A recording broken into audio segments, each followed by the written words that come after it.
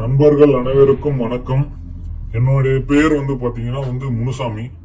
நான் பாத்தீங்கன்னா தற்போது கரண்டா குவைத்துல பணியாற்றிக் கொண்டிருக்கின்றேன், சீனியர் மெக்கானிக்கல் இன்ஜினியரா. இப்போ உங்களுக்கு பாத்தீங்கன்னா இது என்னுடைய முதல் வீடியோ. சில நண்பர்கள் பாத்தீங்கன்னா இந்தியாவில இருந்து வரும்போது பாத்தீங்கன்னா ரொம்ப சிரமத்துக்கு ஆளாகிறாங்க. இப்போ எக்ஸாம்பிள் பாத்தீங்கன்னா இப்போ ஃப்ரெஷர்ஸ் நமக்கு தெரிஞ்ச நம்ம நிறைய பேரை ரெஃபர் பண்றோம்.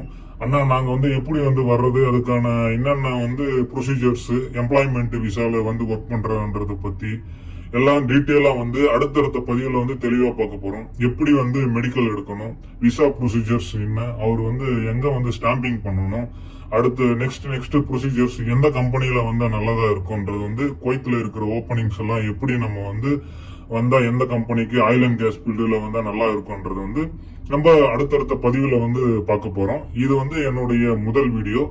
இந்த வீடியோ நம்ம ரெடி பண்றதுக்கான முக்கிய காரணம் என்னவென்றா, நம்மளுடைய நண்பர்கள் நிறைய நண்பர்கள் போன் பண்ணி வாட்ஸ்அப்ல பிளஸ் பேஸ்புக்ல மெசேஜ் பண்றாங்க.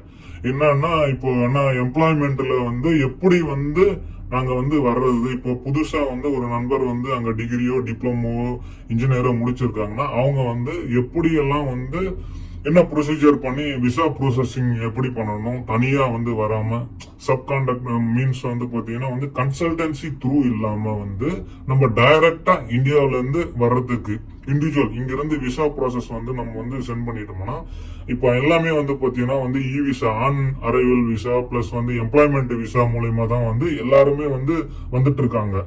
சோ அப்படி இருக்கும்போது பாத்தீங்கன்னா அது நம்ம எந்த ஒரு சப் ஏஜென்ட் இல்லாம கன்சல்டன்சி த்ரூவா போகாம நம்மளே இண்டிவிஜுவலா எப்படி எல்லாம் அங்கிருந்து மெடிக்கல் எங்க எடுக்கணும், காம்கா மெடிக்கல் பிளஸ் பாத்தீங்கன்னா ஸ்டாம்பிங் ப்ராசஸ் எங்க சென்ட் பண்ணணும், பிசிசி எப்படி எடுக்கணும், நெக்ஸ்ட் இதெல்லாம் முடிச்சதுக்கு அப்புறம் எப்படி இந்தியாவில இருந்து நம்ம கல்ஃப் கண்ட்ரீஸ்க்கு வர்றதை பத்தி பாத்தீங்கன்னா தெளிவான வீடியோக்களை பாத்தீங்கன்னா அடுத்தடுத்த பதிவுல நான் பதிவு போட்டுட்டே இருப்பேன். உங்களுக்கு எந்த ஒரு டவுட்ஸா இருந்தாலும் நீங்க கமெண்ட் செக்ஷன்ல கமெண்ட் பண்ணலாம். இந்த ஒரு நம்மளுடைய நண்பர்கள் நிறைய பசங்க பாத்தீங்கன்னா எப்படி எல்லாம் வர்றது, அடுத்தடுத்த இதுக்கு ஆயில் அண்ட் கேஸ் ஃபீல்டுல இந்தியாவில ஒர்க் பண்றது பெஸ்டா இல்ல கல்ஃப் கண்ட்ரீஸ்ல ஒர்க் பண்றது பெஸ்டான்றது பத்தி எல்லாம் பாத்தீங்கன்னா அடுத்தடுத்த பதிவுல நம்ம தொடர்ந்து பார்க்க போறோம். நன்றி, வணக்கம்.